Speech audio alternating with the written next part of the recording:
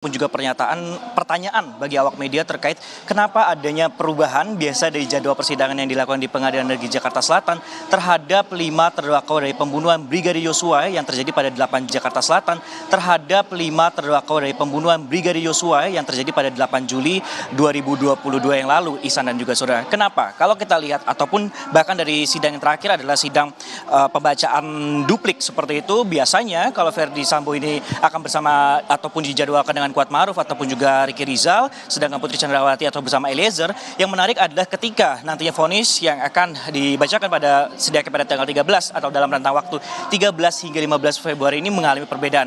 Cukup menyita perhatian publik ataupun juga awak media. Kenapa ini dilakukan perbedaan? Apakah kemudian dengan perbedaan ini ada indikasi perbedaan juga vonis yang akan dijatuhkan ataupun sama terhadap setiap segmen ataupun juga orang-orang yang dikelompokkan pada hari-hari tersebut. Tentu ini terlalu prematur apabila menganalisis hal tersebut, Ihsan dan juga saudara. Tapi kalau kita melihat pada rentang waktunya sendiri, tadi juga sudah ada jelaskan untuk Verdi Sambo ini akan bersama dengan Putri Chandrawati pada tanggal 13 Februari 2022, sedangkan Ricky Rizal dan Kuatmaruf ada pada tanggal 14 Februari, yang terakhir pada Eliezer yaitu pada tanggal 15 Februari. Tentunya menarik bahwa masing-masing dari terdakwa pembunuhan berencana Brigadir Yosua ini menjelaskan dalam repliknya bahwa meminta majelis hakim ini mengadili mereka dengan seadil-adilnya. Tentunya ada sejumlah pertimbangan di jelang ataupun di titik terakhir pembelaan mereka atau perlawanan yang dilakukan ke 5 terdakwa ini. Tentunya kalau kita melihat atau mengacu pada pernyataan, kita ambil contohnya adalah Verdi Sambo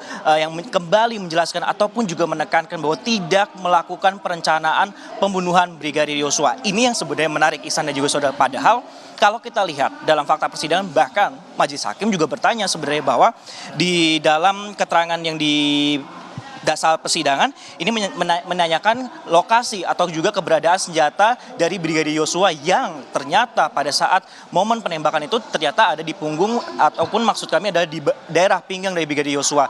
Padahal kalau berdasarkan keterangan sebelumnya dari BAP ini berada di kompartemen mobil bagian depan. Tentunya ini yang juga menarik bahwa majelis hakim perlu waktu juga untuk memutuskan ataupun juga mempertimbangkan hal-hal tersebut ataupun juga keterangan-keterangan yang disampaikan. Begitu juga untuk saksi-saksi lainnya, terutama adalah Putri Chandrawati yang tetap bersikukuh pada perlawanan terakhirnya adalah terkait masalah pelecehan seksual. Padahal kita mengetahui juga ketika terjadi pelecehan seksual biasanya akan dilakukan proses visum, tapi dalam kasus ini visum tidak dilakukan. Begitupun juga dengan 3 terdakwa lain yang tidak mengetahui sama sekali adanya perencanaan pembunuhan, khususnya ada Ricky Rizal yang kemudian dari kuasa hukum ini menjelaskan bahwa dari hasil poligraf saja sebenarnya menunjukkan bahwa Ricky Rizal ini jujur. Dan yang terakhir ada masalah Kuatmaruf terkait masalah pisau yang dimilikinya untuk membackup dari Verdi Sambo apabila kemudian Richard Eliezer tidak dapat melakukan pembunuhan terhadap Brigadir Yosua. Sehingga hal-hal ini yang akan menjadi pertimbangan dari vonis yang akan dijatuhkan pada pekan depan. Jadi kita lihat saja apakah nanti dari skema-skema ataupun pengelompokan ini, apakah vonis ini sesuai dengan tuntutan yang diberikan oleh jaksa penuntut umum di sidang lalu atau justru ringan atau lebih berat.